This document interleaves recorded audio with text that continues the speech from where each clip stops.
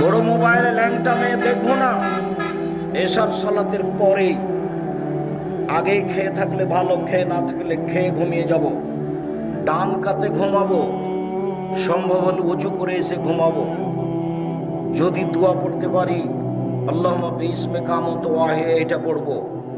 আরো যদি নবী যেটা বলতেন সেটা পড়তে পারি বলবো, আল্লাহুম্মা আসলামতু নাফসি ইলাইকা ওয়া ওয়াজ্জাহতু ওয়াজহি ইলাইকা ওয়া ফাওয়াজতু আমরি ইলাইকা ওয়া জাআতু জাহরি ইলাইকা রাগবাতু রাহবাতানি ইলাইকা লা মালজা ওয়ালা মানজা বিনকা ইল্লা ইলাইকা আমানতু বিকিতাবিকা আল্লাযী আনজালতা ওয়া নাবিয়্যিকা আল্লাযী আরসালতা। এটা আল্লাহ রাসূল ওযু করে ডান কাতে শুয়ে দোয়া পড়তেন। বড় যে আব্দুর রাজ্জাক সাহেব, তা আপনার সময় থাকলো 3 মাস, এই তোমাদের সময় থাকলে 24 ঘন্টা। বই আইনে রাসূল সাল্লাল্লাহু আলাইহি ওয়াসাল্লাম দোয়া অধ্যায়, এই দোয়া মুখস্থ করতেই হবে। সায়েদুল ইস্তেগফার তোমাকে মুখস্থ করতে হবে, তুমি বাধ্য। চাঁপাই নবগঞ্জের ভাষায় তুমি তো করবে, তোমার বাপকে করতে হবে। তুমি একজন মুসলিম, কেন করবে না? করতে তুমি বাধ্য, করতেই হবে। আর যারা আপনারা কোরআন মাজিদ পড়তে পারেন, সূরা মুলক পড়বেন, সূরা সাজদা পড়ে ঘুমাবেন। মহিলা বৈঠকে যেটা বলেছে বুবু এই করলে এই হয়, বুবু ওইটা ঠিক নয়। মহিলা বৈঠকের বুবুর শতকরা 90% কথা মিথ্যা। আপনি যদি বলেন যে না এটা কথা ঠিক নয়, তাহলে আপনি আমার সামনে পেশ করেন, আপনাকে আমি অক্ষরে অক্ষরে দেখাচ্ছি। যারা রাতে সূরা মুলক পড়ে তাদের কবরের শাস্তি হবে না, হাদিস সহিহ, এ কথা আল্লাহর নবী বলেন। পেট ব্যথায় মারা যায় যারা, তাদের কবরের শাস্তি হবে না, এই কথা আল্লাহর নবী বলেন। জুমার দিনে মারা গেলে কবরের শাস্তি হবে না, এই কথা আল্লাহর নবী বলেন। শহীদ হয়ে গেলে কবরের শাস্তি হবে না, এই কথা আল্লাহর নবী বলেন। তো আমার জন্য সহজ কোনটা? এই চারটাই। সবচেয়ে সহজ হলো সূরা মুলক পড়া রাতে। এশার সালাতের আগে মুলক পড়ে নেন, এশার সালাতের পরে মুলক পড়েন, পড়ে ঘুমিয়ে যাবেন ডান কাতে। দেখবেন এমনিতে রাত 2টা-3টায় ঘুম ভেঙে গেছে। আকাশের দিকে মুখ করে দোয়া পড়েন। সূরা আল ইমরানের শেষ রুকুর প্রথম 5 আয়াত যদি না পারেন, তাহলে লা ইলাহা ইল্লাল্লাহু ওয়াহদাহু লা শারীকা লাহু লাহুল মুলকু ওয়া লাহুল হামদু ওয়া হুয়া আলা কুল্লি শাইইন কাদির ওয়া সুবহানাল্লাহি ওয়া আলহামদুলিল্লাহি ওয়া লা ইলাহা ইল্লাল্লাহু আকবার ওয়া লা হাওলা ওয়া লা কুওয়াতা ইল্লা বিল্লাহ রাব্বিগফিরলি রাব্বিগফিরলি। এখন যা বলবেন সেটাই কবুল হবে, যা বলবেন সেটাই কবুল। হাদিস তো বুখারী মুসলিম। কিছুই যদি না পারেন, সুন্দর করে ওযু করে 2 রাকাত সালাত আদায় করে আল্লাহকে বলেন আমি এটা চাচ্ছি। হাত তুলে বলেন, এইভাবে তুলতে পারেন, এটা স্বাভাবিক। আর যদি এখনই নিতে হয় তাহলে এইভাবে উঠাতে হবে, যেন বগলের শুভ্রতা দেখা যায়। আব্দুর রাজ্জাক সাহেব, আপনারা যে বলছেন হাত দিলে দোয়া চলবে না, আল্লাহুস সামাদ, হাত দিলে দোয়ার জন্যই তো দিন রাত লড়ছি। দোয়ার বইয়ে 24টা জায়গা উল্লেখ করা আছে কোথায় কোথায় হাত তুলে দোয়া করতে হবে, আর 35টা হাদিস পেশ করা আছে সিরিয়াল সহিখালে হাত তুলে দোয়া করার প্রমাণে। যেগুলো বিদআত সেগুলো উল্লেখ করা আছে, ওগুলো থেকে সাবধান বেঁচে থাকতে হবে। 5 ওয়াক্ত সালাতের পরে হাত তুলে সবাই মিলে দোয়া করা যাবে না, এতে রাসূলকে অপমান করা হবে, এই কথাই ঠিক। ঈদের মাঠে করা হবে না, এই কথাই ঠিক। সভা সমিতি শেষে এটা করা হবে না, এই কথাই ঠিক। বিবাহের বৈঠক শেষে এটা করা হবে না, এই কথাই ঠিক। ঈদের মাঠে এটা করা হবে না, এই কথাই ঠিক। হাত তুলে দোয়া করা ব্যক্তিগত ব্যাপার, এই কথাই ঠিক। পানি চাইতে গিয়ে সমষ্টিগত ব্যাপার, এই কথাই ঠিক। 26 বছর থেকে ফতোয়া লিখি। তারপর আপনাদের বাড়ির পাশের মানুষ সাইদুর রহমান ইসাতে ইসলামের প্রিন্সিপাল, একসাথে অনেকদিন ফতোয়া লিখেছি, হাতে ফতোয়া লিখা আসছি। এখন সাধারণ মানুষ ফতোয়া বোর্ডের দায়িত্ব পালন করি। দেশ বিদেশের বড় বড় বিদ্বান আমার সামনে বসে থাকেন। সম্মানিত দিনী ভাই বোন, বলছিলাম মহিলা যদি 4টা কাজ করে জান্নাতের সব দরজা খোলা। আপনার মুখখান ভালো করেন। পরের অংশে বলছি, আপনি দিনী বোন, আপনার যদি জেনা হয়ে গিয়ে থাকে, আজ থেকে কান্নাকাটি শুরু করুন। জিন্দেগিতে আর কোনোদিন এই পাপে লিপ্ত হব না মর্মে আপনি আল্লাহকে বলেন, আপনার পাপ ক্ষমা হবে ইনশাআল্লাহ। আল্লাহ তাআলা বলেন, ওয়ানাহান নাফসা আনিল হাওয়া ফাইনাল জান্নাতা হিয়াল মাওয়া। কেউ যদি তার প্রবৃত্তিকে পাপ থেকে ঠেকাতে পারে, আমি আল্লাহ তাকে জান্নাতুল মাওয়া দিয়ে দিলাম। জান্নাতুল মাওয়া আপনার জন্য অপেক্ষা করছে। আপনি পাপ থেকে নিজেকে ঠেকান, চিন্তা করবেন না 4টা জিনিস করলে মহিলারা জান্নাতে চলে যাবে, এই কথাই ঠিক। আবু হুরায়রা রাদিয়াল্লাহু তাআলা আনহু বলেন, রাসূল সাল্লাল্লাহু আলাইহি সাল্লাম বলেছেন, খায়রুন নিসায়ে, মহিলাদের মধ্যে সবচেয়ে ভালো কে? খায়রুন নিসায়ে, মহিলাদের মধ্যে সবচেয়ে ভালো কে? তখন আল্লাহ রাসূল বলছেন, ইদা নাযারা ইলাইহা সাররাত, স্বামী তার দিকে দেখলে স্বামীকে খুশি করতে পারে। 1 2 ওই যে আমার আতা আথ, স্বামী আদেশ করলে পালন করে। 3 ওই যে গাবান হাফেজাতু, স্বামী যখন বাড়িতে থাকে না তখন মোবাইলে কারো সাথে প্রেমের গল্প করে না।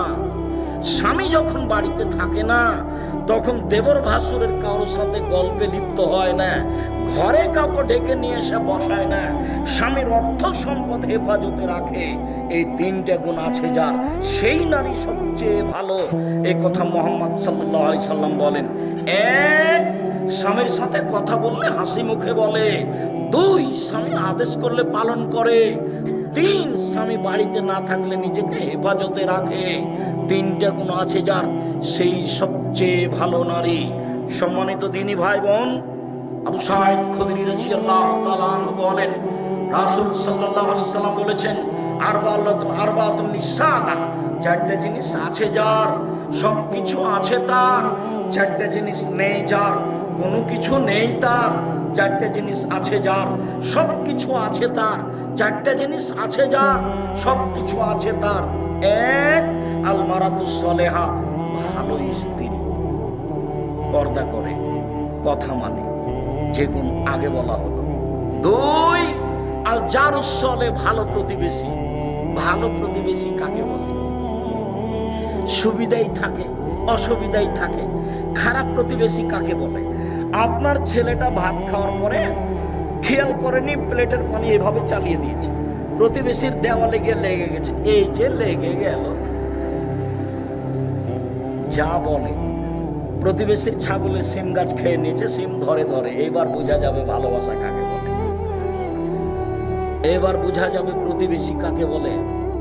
প্রতিবেশী ভালো যার, 4টে জিনিস আছে যার, সবকিছু আছে তার। প্রতিবেশী ভালো যার, সবকিছু আছে তার। 3 আল মারকাবুল হানি, একটা ভালো গাড়ি আছে যার, সাইকেলটার কোনো সময় চেন পড়ে না। আর যদি সাইকেল উঠলেই চেন পড়ে তাহলে বুঝতে হবে খারাপ। 4 আল বাইতুল ওয়াসি, প্রশস্ত ঘর। মেহমানকে খেতে দিতে হবে, বসতে দিতে হবে, তার জন্য অন্তত বৈঠকখানাটা বড় হতে হবে। আর যেটা বলেছি সেটা খুব মনে রাখবেন ভালোভাবে। খবরদার, বাপের স্বভাবে ফিরে যেতে হবে। আপনার স্ত্রীকে মায়ের স্বভাবে ফিরে যেতে হবে। 150 চাউল রান্না করতে হবে না, হাফ কেজি 2 কেজি রান্না করতে হবে। সারাদিন মেহমানে খাবে, আপনি খাবেন। সকালে রাতে গরুতে খাবে, সকালে পাখিতে খাবে। 150 চাউল রান্না করে মেহমান আসলে চানাচুর বিস্কুট দিয়ে বিদায় করেন, এটা ঠিক নয়। মেহমানকে মূল্যায়ন করতে হবে, ফকিরকে খেতে দিতে হবে। সবচেয়ে শক্তিশালী ইবাদত হলো দান। মেহমানকে, ফকির মিসকিনকে খেতে দেওয়া দান। দানের চেয়ে শক্তিশালী ইবাদত, পাওয়ারফুল, ক্ষমতাধর ইবাদত পৃথিবীতে নেই। সম্মানিত দিনী ভাই বোন, বলছিলাম রাসূল সাল্লাল্লাহু আলাইহি সাল্লাম বলেন, আদ-দুনিয়া কুল্লুহা মাতা ওয়া খায়রু মাতা'আদ দুনিয়া আল মারাতুস সালেহা, গোটা পৃথিবী সম্পদ, সবচেয়ে উত্তম সম্পদ হচ্ছে ভালো স্ত্রী। গোটা পৃথিবী সম্পদ, সবচেয়ে উত্তম ভালো সম্পদ হচ্ছে ভালো স্ত্রী। সাওবান রাদিয়াল্লাহু তাআলা আনহু বলছেন, লাইন আলিমতু আইয়ু শাইইন আফদাল ফানাতাকে যাও, আমরা যদি জানতাম সবচেয়ে ভালো সম্পদ কোনটা, তার যাকাত লাগে না। যদি জানতাম সবচেয়ে ভালো সম্পদ কোনটা, যার যাকাত লাগে না। যদি জানতাম সবচেয়ে ভালো সম্পদ কোনটা, সংগ্রহ করে রাখতাম, যার যাকাত লাগে না। বলতে বলতেই আল্লাহ রাসূল বলছেন, শোনো, সবচেয়ে ভালো সম্পদ 1 লিসানুন যাকির, ওই জিহ্বা, যে জিহ্বা সুবহানাল্লাহ, আলহামদুলিল্লাহ, আল্লাহু আকবার, তাসবিহ তাহলিল জিকির আজকার করতে পারে। 2, কালবুন শাকের, ওই অন্তর সঞ্চিত সম্পদ, দামি সম্পদ, যে অন্তর অল্পতেই খুশি। যাক আলহামদুলিল্লাহ, আল্লাহ যা দিয়েছে আলহামদুলিল্লাহ। 3,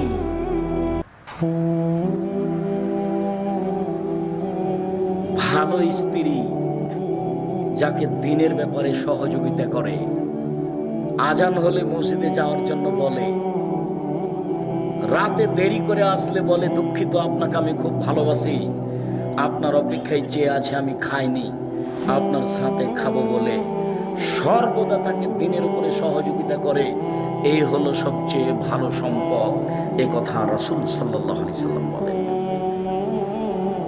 সম্মানিত দিনী ভাই বোন, মহান আল্লাহ বলেন, অকারনা ফি বুয়ুতিকুন্না ওয়ালা তাবাররাজনা তাবাররাজাল জাহিলিয়াতিল উলা। হে মুসলিম মহিলা, অন্যতার যুগে, বর্বরতার যুগে, অসভ্যতার যুগে নারীরা যেভাবে প্রদর্শন দিয়ে চলতো, মাথায় কাপড় দিত না, নগ্ন অর্ধনগ্নে হতো, চলতো, এভাবে তোমরা চলো না। এটা কঠোর আদেশ আল্লাহর পক্ষ থেকে। যারা মানে না তাদেরকে অধপতনে যেতে হবেই হবে। সেই পরিবার, সেই মা কোনোদিন সালাহুদ্দিনের মতো ছেলে জন্ম দিতে পারে না। যারা জাতিকে ধ্বংস থেকে কল্যাণের পথে আনতে পারে, মাই খারাপ, তার পেটে একটা ভালো সন্তানের আশা করা যায় কি করে? সম্মানিত দিনী ভাই বোন, মহান আল্লাহ বলেন, ইয়া আইয়ুহান নবী কুল্লি আজওয়াজিকা ওয়া বানাতিকা ওয়া নিসাল মুমিনিনা ইউদনিনা আলাইহিন্না মিন জালাবিবিহিন্না।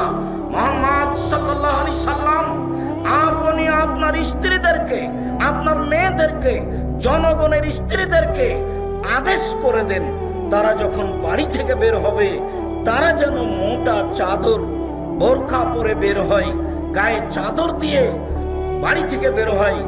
আপনার ফুফু যে কাপড়ে চলতো, আপনি একদিন আপনার ফুফুকে আনতে গেছিলেন, তো আপনি আগে আগে আছেন, আপনার ফুফু পিছে পিছে আছে, রাস্তায় একটা লোক পড়ে গেল, আপনার ফুফুর গায়ের চাদরটা মনে পড়ে কি? আর আপনার ফুফু রাস্তার এক পাশে দাঁড়িয়ে গেল, লোকটা যখন পার হয়ে গেল তখন আপনার ফুফু আবার আসতে লাগলো, এরকম দৃশ্য আপনার মনে পড়ে? ওই পোশাকের কথা আল্লাহ বলছেন, এই পোশাকের কথা আল্লাহ বলছেন। আল্লাহর নবী যখন বললেন সব মহিলাকে ঈদের মাঠে যেতে হবে, ভালো মহিলাতে ঈদের মাঠে যাবে, ঋতুবতীকেও ঈদের মাঠে যেতে হবে, মহিলাদের 5 ওয়াক্ত সালাত বাড়িতে ভালো, জুমার সালাত মসজিদে ভালো, ঈদের মাঠে যেতে বাধ্য, মহিলাদেরকে ঈদের মাঠে যেতেই হবে। এই আদেশ যখন করলেন, ঋতুবতীদেরকেও যেতে হবে, যার হায়েজ হয়েছে তাকেও যেতে হবে, তখন মহিলারা বলে উঠল, আল্লাহর নবী, আমাদের মধ্যে এতগুলো মহিলা, এমনও মহিলা আছে যার গায়ের চাদর নেই, সে কেমনে যাবে? মানে বাইরে বের হতে হলে গায়ের চাদর লাগবে। তখন আল্লাহ রাসূল বলছেন, লিতুল বিসহা সাহিবাতাহা মিন জিলবাবিহা, তার বান্ধবী তাকে একটা চাদর দিয়ে দিবে। আগে মানুষ আরেকজনের কাপড় নিয়ে আত্মীয় স্বজনের বাড়ি যেত, ওইটা বুখারী মুসলিমের হাদিস। তাকে নিজেই চাদর তৈরি করতে হবে রাস্তায় বের হওয়ার মতো, ঈদের মাঠে যাওয়ার মতো। যদি না থাকে আর কারো নিয়ে যাবে। নগ্ন হয়ে চলার আদেশটা কোথায়, সুযোগটা কোথায়? আপনি যে একজন পিতা দায়িত্ব পালন করলেন, কি দায়িত্ব পালন করছেন একটু এদিকে লক্ষ্য করেন। এক খেলে চেয়ে থাকবেন, এই ছেলে বক্তব্যের সাথে মুনাফিকি করবে না, অমনোযোগী হবে না কখনো, এক খেলে চেয়ে থাকো। পাখি যেন মনে করে তুমি পাথর, এইভাবে এক খেলে বসে থাকবা। সিনফান বিন আহলিন নার লাম আরাহুম, আল্লাহ নবী বলছেন 2 শ্রেণীর মানুষ জাহান্নামে যাবে, আমি তাদের দেখিনি, ওরা জাহান্নামে যাবে, ওদের আমি দেখিনি। এক শ্রেণীর মানুষ যাদের হাতে থাকবে লাঠি, গাভীর লেজের মতো, একদিক মোটা একদিক চিকন, একদিক মোটা একদিক চিকন, এরা মানুষকে মারবে, এরা জাহান্নামে যাবে। আরেক শ্রেণীর মানুষ নিশাউন, মহিলা, গাছে এতন কাপড় পরে থাকে আর এতন উলঙ্গ। দেখেন, কাপড় পরে উলঙ্গ হয়ে থাকে, কথা আল্লাহ নবী বলছেন। 1450 বছর আগেকার এই বাক্য। নিসাউন, মহিলা, কাসিয়াতুন, কাপড় পরে থাকে, আরিয়াতুন, উলঙ্গ। যদি শাড়ি পরে থাকে তাহলে ছোট ব্লাউজ আছে, পেট পিট দেখা যায়, হাত কবিয়ে পর্যন্ত দেখা যায়, বাহু পর্যন্ত, তো ওটা উলঙ্গ পোশাকে। আর যদি বোরখা পরে তাহলে ফ্যাশন বোরখা পরে, ঢঙ্গের বোরখা। আজ থেকে এই বোরখা আর কোনোদিন আপনি গায়ে দিবেন না, আজকে বাড়ি দিকে জ্বালিয়ে দিবেন। এই মেয়ে, তোমাকে বলছি এই বোরখা তুমি আর কোনোদিন পরবা না। ফ্যাশন বোরখা পরে ঢং দেখিয়ে পর্দা দেখায় না। তুমি মুসলিম, তোমার ধর্মের নাম ইসলাম, তোমার নবীর নাম মোহাম্মদ সাল্লাল্লাহু আলাইহি সাল্লাম। আজও একটা হিন্দু মেয়ে নিজের পরিচয়ে বিবাহ হয়ে গেলে কপালে কি দিবে? সিঁদুর দিবে, জীবন বাজি রেখে সেটা সে করবেই। তার হাতে একটা কি দিবে? শাখা দিবে, মনে করে এটা আমার পরিচয়। তুমি একজন মুসলিম মহিলা ফ্যাশন বোরকা পরে জাতির ক্ষতি করে নিজেকে শিক্ষিতা মনে করো না। তুমি একজন মুসলিম মহিলা নগ্ন পোশাক পরে, অর্ধনগ্ন পোশাক পরে যুবকের ক্ষতি করে, জাতির ক্ষতি করে, শিক্ষক ছাত্রদের ক্ষতি করে নিজেকে শিক্ষিতা মনে করো না। তুমি শিক্ষিতা নও, তুমি শিক্ষিতা নও, তুমি শিক্ষিতা নও। তোমার বাপ শিক্ষিত নয়, তোমার মা শিক্ষিতা নয়। তোমার বাপ মা যদি নিজেকে শিক্ষিত মানুষ প্রমাণ করতে পারে, তুমি যদি নিজেকে শিক্ষিতা প্রমাণ করতে পারো, আমি আব্দুর রাজ্জাক মিনি ইউসুফ তোমার বাড়ির পাশে ওয়াদা করে গেলাম, আমি জাতির সামনে আর কোনোদিন বক্তব্য দেব না। তুমি কিভাবে প্রমাণ করো সেটা তুমি দেখাবা। তুমি একজন শিক্ষিতা মেয়ে জাতির ক্ষতি করো, তোমাকে দেখলে পাপ হয়, তোমার চুল দেখলে পাপ হয়, তোমার শরীর দেখলে পাপ হয়, তোমার অঙ্গ প্রত্যঙ্গ দেখলে পাপ হয়, তোমার গোটা দেহটাই হচ্ছে আর একজনের জন্য পাপের বস্তু। আল্লাহ রাসূল বলছেন, আল মারাতু আওরা, মহিলা হচ্ছে ঢেকে রাখা বস্তু, মহিলা হচ্ছে ঢেকে রাখা বস্তু। এটা খারাজাত। ও যখন বাড়ি থেকে বের হয়, ইস্তাশরাফা শয়তান, শয়তান তখন তাকে পাপের উপরে আরো ক্ষিপ্ত করে তোলে, শয়তান তখন তাকে আরো পাপের উপরে ক্ষিপ্ত করে তোলে। সেই জন্য তো রাস্তায় যখন হাঁটে তখন কেন জানে কেমন কেমন করে, আনছান আনছান করে, একবার ডান দিকে যায়, একবার বাম দিকে যায়, একবার হাত নাড়ে, একবার চুল নাড়ে, দেখেন না কেমন কেমন করে। তার মানে শয়তান তাকে বেকায়দায় ফেলেছে। রাসূল সাল্লাল্লাহু আলাইহি ওয়াসাল্লাম বলছেন, নিসাউন, মহিলা, কাসিয়াতুন, কাপড় পরে থাকে, আরিয়াতুন, উলঙ্গ, মমিলাতুন, তারা পুরুষকে নিজের দিকে আকৃষ্ট করে, মায়লাতুন, তারা নিজেরা আকৃষ্ট হয়, তাদের মাথা বক্র উটের মতো হেলে দুলে চলে। এরা জান্নাতে যাবে না, এরা জান্নাতে তো যাবে না, যাবেই না, এরা জান্নাতে যাবে না, এরা জান্নাতে তো যাবে না, যাবেই না, এরা জান্নাতের গন্ধ পাবে না। যে জান্নাতের গন্ধ 1 বছরের দূরত্ব পথ থেকে পাওয়া যায়, এটা জান্নাত। এখানে আপনি একটা দ্রুতগামী ঘোড়ায় উঠেছেন, 1 বছর দৌড়িয়ে ঘোড়াটা যেখানে যাবে সেখানে যদি আপনি দাঁড়ান তাহলে জান্নাতের গন্ধ পাবেন। হাদিস বুখারী মুসলিম। আল্লাহর নবী বলছেন, এই মহিলা জান্নাতের গন্ধ পাবে না। উপস্থিত বৈঠকের মুসলিম বোন, আপনাকে আমি খাটো করতে চাইনি, আল্লাহ রাসূল যা বলেছেন সেটা আপনাকে বলছি। আল্লাহর নবী বলেন, মা তারাকতু বাদি ফিতনাতান নাযারা লিরিজালি মিনান নিসায়ে, আমার জীবনে আমি ছাড়িনি কোনো বস্তু যেটা পুরুষের জন্য বেশি বিপজ্জনক হতে পারে। আমার জীবনে আমি ছাড়িনি কোনো বস্তু যেটা পুরুষের জন্য বেশি বিপজ্জনক হতে পারে নারীদের চেয়ে। আমার জীবনে আমি ছাড়িনি কোনো বস্তু যেটা পুরুষের জন্য বেশি বিপজ্জনক হতে পারে নারীদের চেয়ে। রাসূল সাল্লাল্লাহু আলাইহি সাল্লাম বলেন, ইন্নাল মারাতা তুকবালু ফি সূরাতি শয়তান ওয়া তুদবারু ফি সূরাতি শয়তান, নিশ্চয়ই মহিলারা শয়তানের বেশ ধরে আসে, নিশ্চয়ই মহিলারা শয়তানের বেশ ধরে যায়, নিশ্চয়ই মহিলারা শয়তানের বেশ ধরে আসে, নিশ্চয়ই মহিলারা শয়তানের বেশ ধরে যায়। রাসূল সাল্লাল্লাহু আলাইহি সাল্লাম বলছেন, ইয়াকুমুদ দুখুল আলা নিসায়ে, পৃথিবীর মানুষ সাবধান, মহিলাদের কাছে যাওয়া থেকে বেঁচে থাকো, মহিলাদের কাছে যাওয়া থেকে বেঁচে থাকো, গেলেই তুমি বিপদে পড়ে যাবা। রাসূল সাল্লাল্লাহু আলাইহি সাল্লাম বলছেন, লা ইয়াখলুন রাজুলুন বিইমরাতিন ইল্লা কানা সালিসুহুমা শাইতান। কোন পুরুষ যেন কোন নারীর সাথে নির্জনে একত্রিত না হয়, কোন পুরুষ যদি কোন নারীর সাথে নির্জনে একত্রিত না হয়, যদি হয় তাহলে তৃতীয় জন হবে শয়তান। অতএব খুব সাবধান থাকো। রাসূল সাল্লাল্লাহু আলাইহি সাল্লাম বলেন, মা রাআইতু মিন নাকিসাত আকলিন ওয়া দীনিন আযাবাল রুবি রাজুল হাজাম মিন ইহদাকুন্না। ও নারীর জাতি, আমি দেখিনি তোমাদের যে কাউকে যে বুদ্ধিমানের বুদ্ধিকে নষ্ট করতে পারে। তোমরা এমন জাতি যে বুদ্ধিমানের বুদ্ধিকে নষ্ট করতে পারো। ও নারী জাতি, তোমরা এমন জাতি, আমি দেখিনি তোমাদের যে কাউকে যে বুদ্ধিমানের বুদ্ধিকে নষ্ট করতে পারে। তোমরা এমন জাতি যে বুদ্ধিমানের বুদ্ধিকে নষ্ট করতে পারো। তুমি যে একজন হুঁশিয়ার বুদ্ধিমান ছেলেকে নষ্ট করতে পারো, এটা তুমি নিজেই সাক্ষী। তুমি যখন নগ্ন হয়ে চলো তখন তোমার দিকে সবাই দেখতে থাকে। আবার তোমার মোবাইলে যদি রিং হয় তাহলে তুমি মোবাইলটা অন করে বলো, ভাইয়া কি বলছিলে ভাইয়া, ভাইয়া বলে তুমি চিৎকার করো। তখন তার অন্তরে দাগ কাটে তোমার কণ্ঠটা, তোমার কণ্ঠ পর্দা। মনে রেখো, মোবাইলে রিং হচ্ছে হোক, হতে হতে যদি শেষ পর্যন্ত তোমাকে ধরা লাগে তাহলে তুমি অন করে দে, বলবা আসসালামু আলাইকুম, জি কে বলছিলেন, আমার আব্বা বাড়িতে নেই, পরে কথা বলিয়েন, এটুকু বলবা কড়া কণ্ঠে।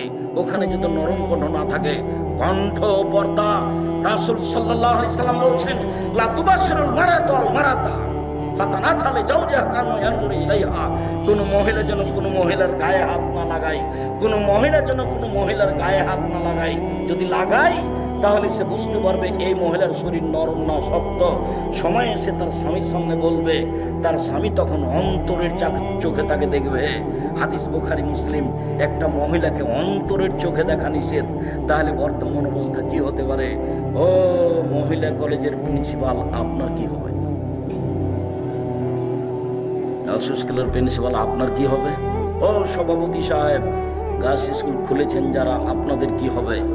সরকার তো, আব্দুল্লাহ তো বলল, রাস্তাঘাট আর কারেন্টের ব্যবস্থা করার সাথে সাথে এদেশে যদি আরো 50টা বিশ্ববিদ্যালয় খোলা হতো, একেবারে বিদেশ থেকে ভারত থেকে মহিলা নিয়ে এসে এদেশে মহিলাদের মাধ্যমে মহিলা ডাক্তার করা হতো, ভারত থেকে আরো অন্য কোনো দেশ থেকে বড় বড় ডাক্তার নিয়ে এসে এদেশের ছেলেদেরকে বড় ডাক্তার করা হতো, তাহলে কি দেশের সুবিধা হতো না? আমার আপনার টাকা কোথায় খরচ হচ্ছে, আমরা কিভাবে দিন কাটাচ্ছি, এগুলো আব্দুল্লাহর বক্তব্য বাস্তবে অক্ষরে অক্ষরে বাস্তবায়ন করার চেষ্টা করতে হবে। নিজেকে মনে করতে হবে এই বক্তব্যের আমার শোনার এবং বাস্তবায়নের প্রয়োজন আছে। যতটুকু আপনার পক্ষে সম্ভব, উপস্থিত বৈঠকের দিনই মুসলিম বোন, আপনাকে এই অংশে এসে একটু কথা শোনাই। আব্দুর রাজ্জাক সাহেব, আপনাকে ভালোবাসি, আপনার বক্তব্য ভালোবাসি, এই জন্য এসেছি। তবে এত শক্তভাবে আমাদের বলবেন এটা আমরা মনে করিনি, দুঃখিত। আপনি আমার দিনী বোন, আপনাকে শক্ত কিছু বলবো এই জন্য আমি আসিনি। যদি আপনি মনে করেন আব্দুর রাজ্জাক সাহেব, আপনি বললেন যে মহিলারা শয়তানের বেশ ধরে আসে, শয়তানের বেশ ধরে যায়, আমি এ কথা বলিনি, এ কথা মুহাম্মদ সাল্লাল্লাহু আলাইহি সাল্লাম বলেছেন। আপনাকে আরো বলি, আল্লাহ রাসূল বলছেন, কোন মহিলা যদি গায়ে আতর গোলাপ সেন্ট মেখে বা কিছু গায়ে মুখে দিয়ে, সোনমুখে দিয়ে, আসকারা মাস্কারা চোখে দিয়ে এইভাবে যদি রাস্তায় হাঁটে, পুরুষ যদি বুঝতে পারে তাহলে সেই মহিলা ব্যভিচারিণী। রাসূল সাল্লাল্লাহু আলাইহি সাল্লাম কথাটা 2 বার বললেন, অথচ জেনাই করেনি। তাহলে রাসূল সাল্লাল্লাহু আলাইহি সাল্লাম বলছেন 3 শ্রেণীর মানুষ জান্নাতে যাবে না, তার মধ্যে তুমিও আছো, তোমার বাপও আছে। 3 শ্রেণীর মানুষ জান্নাতে যাবে না, তার মধ্যে তুমিও আছো, তোমার বাপও আছে। আল্লাহ রাসূল বলছেন মদমিনুল খামর, যারা নিয়মিত বিড়ি, তামাক, জর্দা, সিগারেট, গুড়, নেশাদার দ্রব্য খায়, পান করে, তারা জান্নাতে যাবে না। 2, রাসূল সাল্লাল্লাহু আলাইহি ওয়াসাল্লাম বলছেন রাজলাতু মিনান নিসায়ে, পুরুষের বেশধারী নারী, যারা পুরুষের জুতা স্যান্ডেল পরে, যারা পুরুষের শার্ট প্যান্ট পরে, যারা পুরুষের পোশাক পরে, তারা জান্নাতে যাবে না। 3, অদায়ুস আল্লাযী কুরফি আলাল খাবাসা, যে তার বাড়িতে বেহায়ার সুযোগ দিয়েছে, যার মেয়ে নগ্ন পোশাকে স্কুল করছে, মেয়ে লন্ডনে পড়ে, বাপ যে কত খুশি, দোকানে বসে কতবার যে বলছে হিসাব নেই।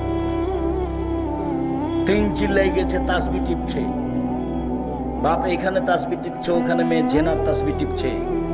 জান্নাত তো সহজ নয়। হযবাতিন নার বিশাওয়াত, মনের ইচ্ছা দিয়ে জাহান্নাম ঘেরা আছে। হুজবাতে জান্নাতিল মাকারিহ, নিয়ম নীতি কষ্ট ক্লেশ ত্যাগ তিতিক্ষা দিয়ে জান্নাত ঘেরা আছে, মনের ইচ্ছা দিয়ে জাহান্নাম ঘেরা আছে। মন মতো চলে যে জাহান্নামে যাবে সে, মন মতো চলে যে জাহান্নামে যাবে সে, সুদ ঘুষ খায় দেয় যে জাহান্নামে যাবে সে, ধোঁকাবাজি করে যে, প্রতারণা দেয় যে, জমি জাল করে যে, মন মতো চলে সে, মন মতো চলে যে জাহান্নামে যাবে সে।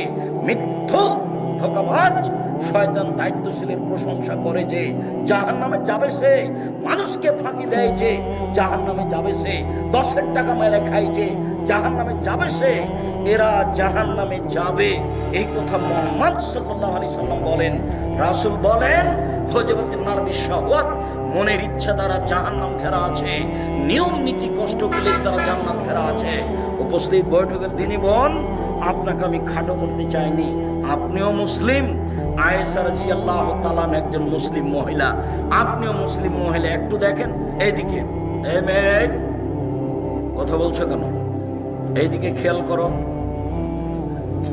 যে উপস্থিত বৈঠকের দিনই বোন, আপনি একটু এইদিকে খেয়াল করবেন। দেখেন, আপনাকে আমি শয়তান বলিনি, আপনি অনেক ভালো মানুষ। এদিকে দেখেন, আয়েশা রাদিয়াল্লাহু তাআলা আনহা বলেন, আল্লাহর নবী বললেন, আয়েশা হাদা জিবরাইল ইকরাইকা আলাইহিস সালাম। আয়েশা শোনো শোনো শোনো, এই যে জিবরাইল তোমাকে সালাম দিল। আয়েশা শোনো, এই যে জিবরাইল তোমাকে সালাম দিল। তখন আয়েশা রাদিয়াল্লাহু তাআলা আনহা বলছেন, আলাইহিস সালাম ওয়া রাহমাতুল্লাহি ওয়া বারাকাতুহু। তার উপরে সালাম, তার উপরে বরকত, তার উপরে রহমত। তারা ওয়ালা নারা, আপনি তো দেখতে পান, আমরা তো দেখতে পাই না। কোথায় জিবরাইল? অথচ এক খাটে 3 জন, এক লেপের নিচে 3 জন। কে কে? মুহাম্মদ সাল্লাল্লাহু আলাইহি সাল্লাম, জিবরাইল আলাইহিস সালাম, আর একজন কে? আয়েশা রাদিয়াল্লাহু তাআলা আনহা। তাহলে কি আল্লাহ রাসূল এরকম মহিলাকে শয়তান বললেন, যাকে জিবরাইল সালাম দেয়? আয়েশা এই যে জিবরাইল তোমাকে সালাম দিল। তখন আয়েশা বলছেন, আলাইহিস সালাম ওয়া রাহমাতুল্লাহি ওয়া বারাকাতুহু। জিবরাইলকে সালাম, তার উপরে রহমত, তার উপরে বরকত। আরে আপনি তো দেখতে পান, আমরা তো দেখতে পাই না। এক বিছানে 3 জন। ইনি তো মহিলা মানুষ। ইনার আরেকটু কথা আপনাকে শোনাই। বলছেন, আমার ঘরে হলো আমার স্বামীর কবর, তখন আমি এমনিতেই যাই, মাথায় কাপড় দেওয়া খুব একটা প্রয়োজন মনে করি না। কয়দিন পরে হলো আমার বাপের কবর, তখন আমি মনে করি এটা আমার স্বামীর কবর, এটা আমার বাপের কবর, আমি এমনিতে যাই। কয়দিন পরে সেখানে হলো উমর রাদিয়াল্লাহু আনহুর কবর, তখন আর আমি এমনিতে যাই না, আমি কবরকে লজ্জা করি, এখানে একজন বেগানা পুরুষের কবর আছে। আয়েশা রাদিয়াল্লাহু তাআলা একটা কবরকে লজ্জা করে। আর তুমি একটা মেয়ে মানুষ, ক্লাস 10-এ পড়ো, যেদিন তুমি 7-এ উঠেছো সেদিন তুমি যুবতী হয়েছো, তোমার হাইট শুরু হয়েছে। আজকে তুমি মাথায় কাপড় না দিয়ে কেমনে এলে? তোমার বাপ এটা কেমনে মেনে নিল? তোমার মা এটা কেমনে মেনে নিল? এটা কি করে হতে পারে? এ কোন ধরনের পরিবার? এর নাম পশু প্রাণীর পরিবার। কষ্ট দেওয়ার জন্য আপনাকে আমি আসিনি, আপনি আমার দিনী ভাই, আপনাকে আমি যথাযথভাবে মূল্যায়ন করতে চাই। আমি আপনার দূরের মানুষ নই, আমি আপনার বাড়ির মানুষ। যার কারণে আমি বলি, বিশেষ করে চাঁপাইনবাবগঞ্জ রাজশাহীর দ্বীনি মুসলিম ভাই বোন, আমি আব্দুর রাজ্জাক বিন ইউসুফ, আপনাদের বাড়ির ছেলে, আপনার ভাই, আপনার ছেলে। কোরআন হাদিসের ব্যাপারে আমি আপনার পাশ থেকে সঠিক উত্তর পরামর্শ দিতে চাই। আপনি আমাকে এড়িয়ে আমার বক্তব্য বন্ধ করে আর একজনের কাছে আশ্রয় নিন না, তাহলে আপনার প্রতিবেশীর সাথে খারাপ আচরণ হবে, সাথে সাথে শরীয়তের ব্যাপার আপনি নিরাপদ হবেন না। আমি আব্দুর রাজ্জাক বিন ইউসুফ মানুষ ভুলের ঊর্ধ্বে নই। 33 বছর থেকে আমি বক্তব্য দিচ্ছি, দাওয়াত দিচ্ছি, শিক্ষকতা করে আসছি। আমি জাতিকে মুখে কলমে ফাঁকি দিই। আমি আপনার কাছে থেকে শরীয়তের বিষয়ে আপনাকে পরামর্শ দিতে চাই। আপনি বাড়ির ছেলে মনে করে, নিজের ভাই মনে করে হন আপনি আপনি নিজের ভাই মনে করে আপনি শরীয়তের ব্যাপারে আমাদের কাছে আশ্রয় নেন, আপনাকে আমি ফতোয়া দিয়ে সহযোগিতা করব, আপনার ছেলে মেয়েকে পড়াশোনা করে আমি সহযোগিতা করব, আমি আপনার কাছে বই পুস্তক দিয়ে সহযোগিতা করব, ইনশাল্লাহ করবই করব। তার ব্যাপারে আমার পূর্ণ প্রস্তুতি আছে, সবকিছু রেডি আছে। আপনার ছেলে মেয়েকে আমি ভালো শিক্ষা দিতে পারি, বিদেশি শিক্ষক আছে, মক্তবটা ভালো ভালো যারা শিক্ষক বেশি বেশি বেতন তাদের দিয়ে মক্তব চালু করা আছে, যাতে করে তারা বাংলা অক্ষর, আরবি অক্ষর, ইংরেজি অক্ষর খুব সুন্দরভাবে বলতে পারে, লিখতে পারে, যেটা আপনি স্কুলে আশা করতে পারেন না, যেটা আপনি আপনার পাশের প্রতিষ্ঠানে আশা করতে পারেন না। আমি আপনার সার্বিক সহযোগিতায় রয়েছি। আর একটু এদিকে দেখেন দিনী বোন, এদিকে দেখেন, বুখারী মুসলিমের হাদিস।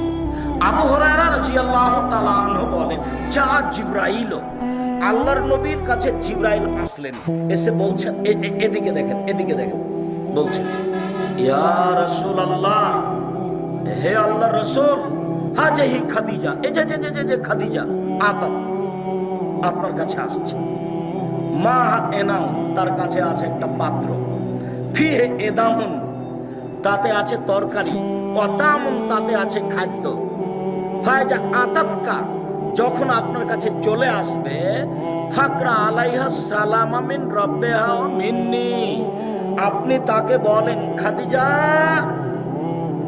আল্লাহ তোমাকে সালাম দিয়েছে, খাদিজা, জিবরাইল তোমাকে সালাম দিয়েছে, ওয়াবাশশিরহা বাইতিন ফিল জান্নাহ, জান্নাতের একটা সুসংবাদ দিয়ে দেন, হীরা মুক্তা মাণিক্য দ্বারা তৈরি করা হয়েছে, যেখানে হইচই নেই, যেখানে কষ্ট ক্লেশ নেই।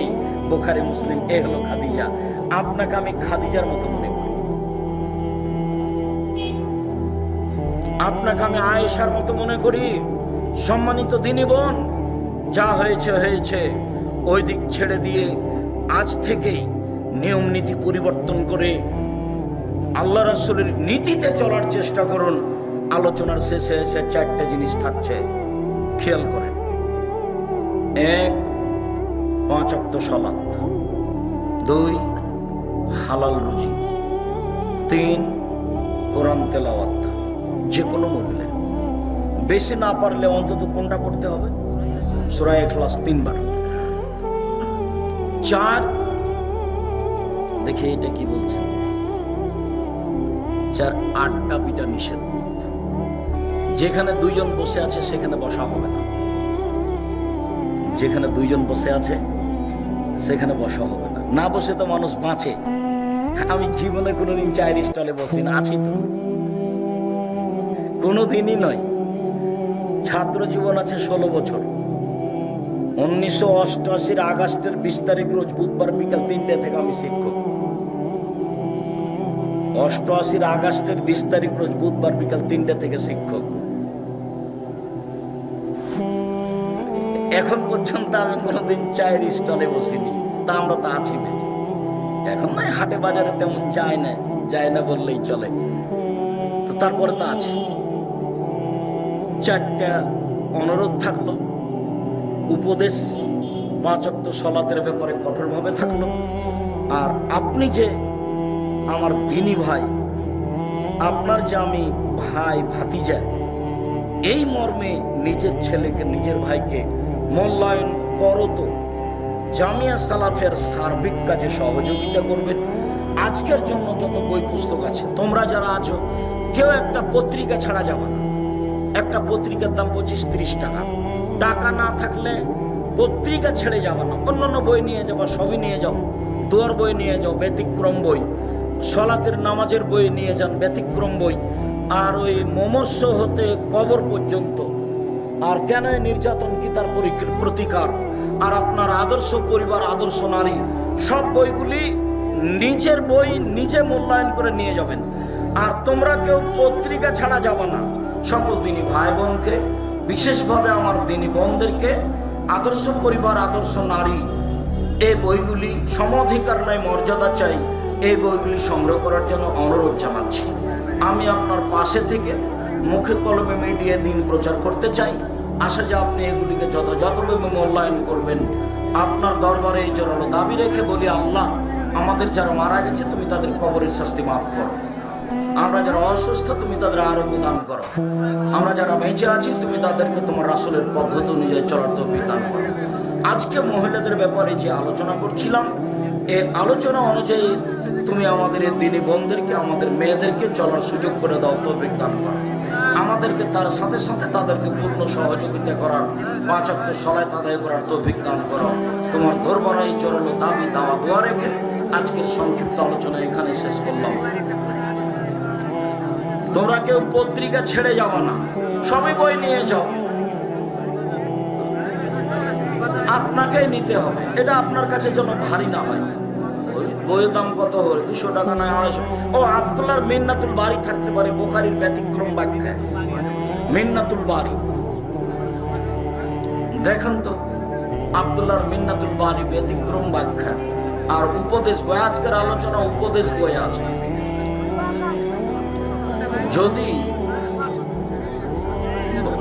বাপের আগে ছেলে হোক মেয়ে হোক, তার বাপের আগে মৃত্যু হলে অংশ কিরকম পাবে? ওই ছেলে অংশ পাবে না, তাকে বাপ ওসিয়ত করবে। 3 ভাগের 1 ভাগ ওসিয়ত করা যায়, বা অংশ যেটুকু পাবে ওসিয়ত করা যায়। যদি 3 ভাগের 1 ভাগের বেশি হয় তাহলে করা যাবে না, 3 ভাগের 1 ভাগ করতে হবে। খালাতো ভাই তার খালার জমি জাল দলিল করে ভোগ করছে, খালাতো বোনকে জমি বুঝিয়ে দিচ্ছে না, কোর্টে কেস করেছে। এটা তো হক নষ্ট। এগুলি কি আর জিজ্ঞাসা করা লাগবে? মসজিদে যে টাকা দান করে আয়, সে টাকায় যদি ক্যামেরায় কি আছে ক্যাশিয়ার মসজিদের কাজে না রেখে খরচ করে দেই, এবং পরবর্তীতে ক্যাশিয়ার তার টাকা ক্যাশে রেখে দেই, তাহলে কি গুনাহ হবে? না করাই ভালো। তার ক্ষমতা থাকলে কাজে লাগিয়ে দিয়ে সেটাকে পরের দিন সেটা জমা করে দিল, তা করতে পারে। তবে 10 পয়সার ব্যাপারে সতর্ক থাকবে। জাযাকুমুল্লাহের বারাকাল্লাহ সাথে রাখবেন। আর ও 23-24 সম্মেলনে সবাইকে যেতে হবে। দেশের বিদেশের বড় বড় আলেম ওলামা আছে। 23-24 তাই না? নভেম্বর, 23-24 নভেম্বর জামিয়া সালাফিয়া নিজের প্রতিষ্ঠান সম্মেলন, আমাদের সম্মেলন। আমি আপনাকে এইভাবে বলার জন্য অনুরোধ জানাচ্ছি, ভুল হবে কি? অতএব এইভাবে মূল্যায়ন করেন, ভালো লাগবে। আমি ছাত্র অবস্থায় আমার পিতা আমার বিয়ে দেয়, এখন আমার সন্তান হলে কি আমাকে আকিকা দিতে হবে না? আমার পিতা দিলে হবে, দুনিয়ার যে কোনো মানুষ দিলেই হবে, 7 দিনের দিন দিতে হবে। আমি কয়েক মাস আগে হারাম সম্পর্কের মধ্যে ছিলাম, আল্লাহর রহমতে আলহামদুলিল্লাহ এখন বের হয়ে গেছি। কিন্তু এখন মাঝে মধ্যে আবার হারাম সম্পর্কের মধ্যে যেতে মন চায়। তবে রাতে উঠে 2 রাকাত সালাত আদায় করে কান্নাকাটি করবা। আমাকে কিছুদিন যাবত অনেক ভয় লাগছে, কবরের ও মৃত্যুর ভয়, পরকালের ভয়। আমি যে কাজেই করি না কেন, সব কাজেই আমাকে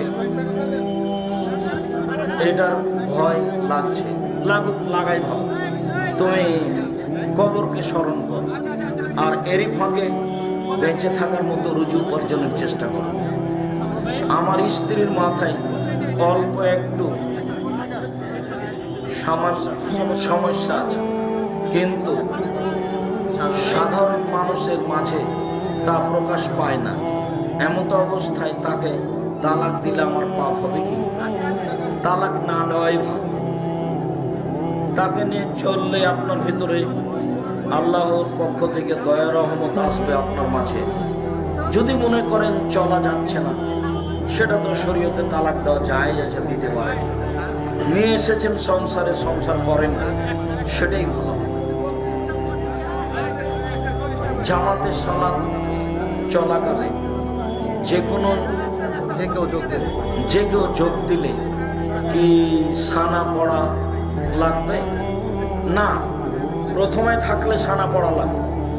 আর যদি প্রথমে না থাকেন তাহলে আল্লাহ আকবার বলে ইমাম যে অবস্থায় আছে সে অবস্থা গ্রহণ করবে। ইমাম যদি কেরাতে থাকে তাহলে আউযুবিল্লাহ বিসমিল্লাহ বলে সূরা ফাতিহা পড়বেন। এছাড়া রুকু সিজদা যে অবস্থায় আছে সেটাই যাবে। ফরজ সালাতের পর সূরা ইখলাস, নাস, ফালাক পড়ে হাতে ফোঁক দিয়ে শরীর মাসা করা যাবে? জি না। ইখলাস, ফালাক, নাস পড়বেন 5 ওয়াক্ত সালাতে। আর ফোঁক দিয়ে গায়ে হাত বলিয়ে দেওয়া হলো বিছানে শোয়ার সময়। হাত এইভাবে ধরে ইখলাস, ফালাক, নাস পড়ে হাতে হালকা থুতু ফোঁক দিয়ে, বা আগে হালকা থুতু দিয়ে ইখলাস, ফালাক, নাস পড়ে মুখের উপর দিয়ে হাত, গায়ের উপর দিয়ে হাতটা বলাবেন 3 বার। তখন গায়ে হাত মোছা যাবে। আয়াতুল কুরসিতে নয়, ইখলাস, ফালাক, নাসে নয়। হ্যাঁ, ফালাক নাস পড়ে ফোঁক দিচ্ছেন অসুস্থতার কারণে, তখন গায়ে হাত বলাবেন, ফোঁক দেবেন।